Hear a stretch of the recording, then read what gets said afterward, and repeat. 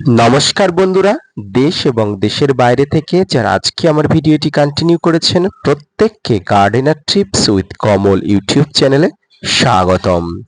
তো ফ্রেন্ডস, ছাদ বাগানে আমাদের শখের নানা ধরনের গাছ থেকে থাকে, আর সেই গাছগুলোকে বিভিন্ন সময়ে বিভিন্নভাবে বাড়ানোর নানা কৌশল আমরা অবলম্বন করি।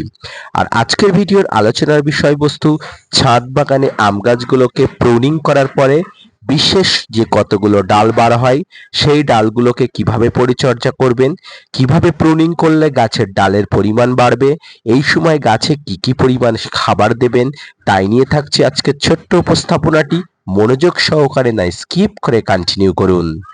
তো ফ্রেন্ডস, এই মুহূর্তে আপনারা যে আমের গাছটি দেখতে পাচ্ছেন এটি সেই 12 মাসি বিখ্যাত একটি আম, যেটা কাঠিবন। ছোট্ট একটি পলিথিনের পাত্রে আছে, পাত্রটি অলরেডি জরাজীর্ণ হয়ে গেছে। বর্ষার শেষে গাছটিকে আমি রিপোর্টিং করে দেব। এই মুহূর্তে গাছটির যে অবস্থা আপনারা দেখতে পাচ্ছেন, গাছের সিঙ্গেল ডাল থেকে অনেকগুলো ব্রাঞ্চেস বার হয়েছে, অর্থাৎ এই গাছের হার্ড প্রুনিং না করেও অনেকগুলো ডাল বার করা যায়।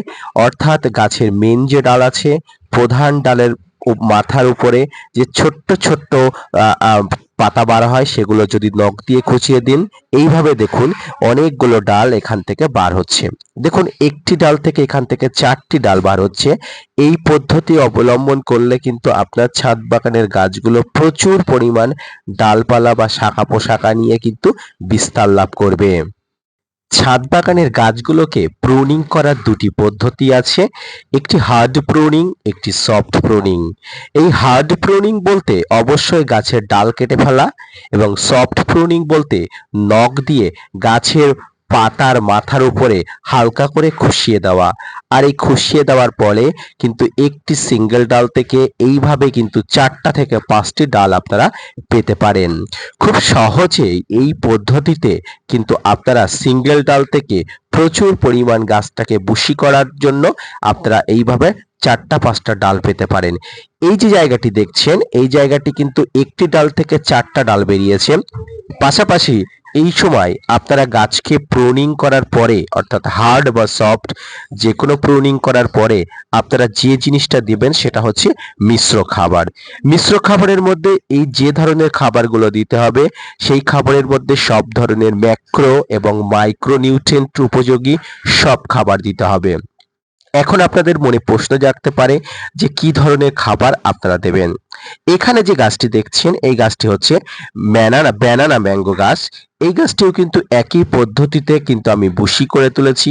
একই পদ্ধতিতে হার্ড প্রুনিং না করেও কিন্তু গাছটাতে আমি অনেক পরিমাণ ডাল বাড়িয়ে নিয়েছি। তো আপনারাও কিন্তু এই পদ্ধতিতে অবলম্বন করে, অর্থাৎ গাছের উপরিভাগের অংশে ছোট্ট করে নখ দিয়ে খুশিয়ে দিলে তার চারিপাশ থেকে কিন্তু প্রচুর পরিমাণ ডালপালা বেরিয়ে যাবে। এখানে একটি দেখুন থাই অল টাইম, অর্থাৎ 12 মাসি একটি গাছ, যে গাছটিতেও আমি একইভাবে একই পদ্ধতিতে প্রচুর পরিমাণ কিন্তু ডাল বাড়িয়ে নিয়েছি। পাশাপাশি এই গাছটিতে কিন্তু সারা বছর কম বেশি আমি ফুল পাচ্ছি এবং সেখান থেকে কিন্তু ফলের দেখা পাচ্ছি। এবার আসি, গাছের যখন এই হার্ড প্রুনিং বা সফট প্রুনিং আপনারা করবেন, তখন যখন গাছের নতুন ডাল বা শাখা পোশাকা বার হবে, তখন কিন্তু গাছের নানাবিধ সমস্যা দেখা দেবে। যেমন গাছের কচি পাতা আসলে যত পাতা খাওয়া পোকা, পাতা আক্রমণকারী পোকা, মাইট, ট্রিপস এদের আক্রমণ ঘটে। আর এদের আক্রমণকে প্রতিহত করার জন্য কিন্তু আপনাকে কঠোর নিরাপত্তা ব্যবস্থা নিতে হবে। এই কঠোর নিরাপত্তা ব্যবস্থার মধ্যে প্রথম এবং প্রাথমিক হলো ফাঙ্গিসাইড এবং কীটনাশক।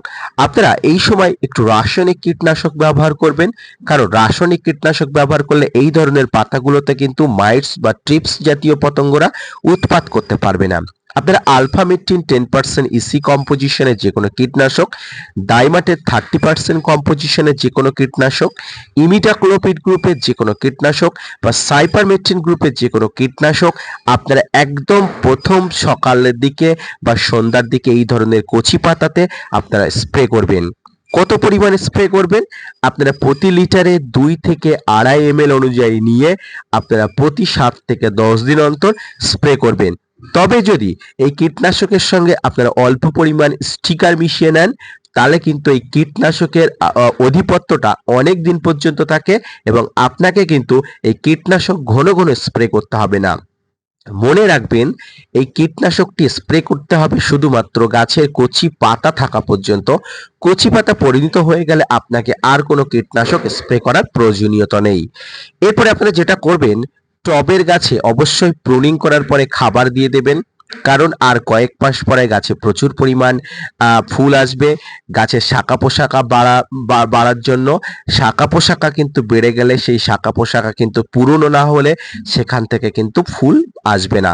তাই গাছগুলো প্রুনিং করার পরে যথেষ্ট পরিমাণ খাবার দেবেন হৃষ্টপুষ্ট করার জন্য, যাতে আগামী দিনে প্রচুর পরিমাণ ফল আসে। তো ফ্রেন্ডস, আজকের ভিডিওটি এই পর্যন্ত। দেখা হচ্ছে পরবর্তীতে নতুন কোনো ভিডিও নিয়ে, নতুন কোনো তথ্য নিয়ে। ছাদ বাগানের গাছগুলোকে হার্ড প্রুনিং না করে সফট প্রুনিং এর মাধ্যমে কিভাবে ডাল বাড়াবেন, কিভাবে পরিচর্যা করবেন, কিভাবে সার প্রয়োগ করবেন, তাই নিয়ে আজকের যে ভিডিওটি কেমন লাগলো অবশ্যই জানাবেন। ধন্যবাদ।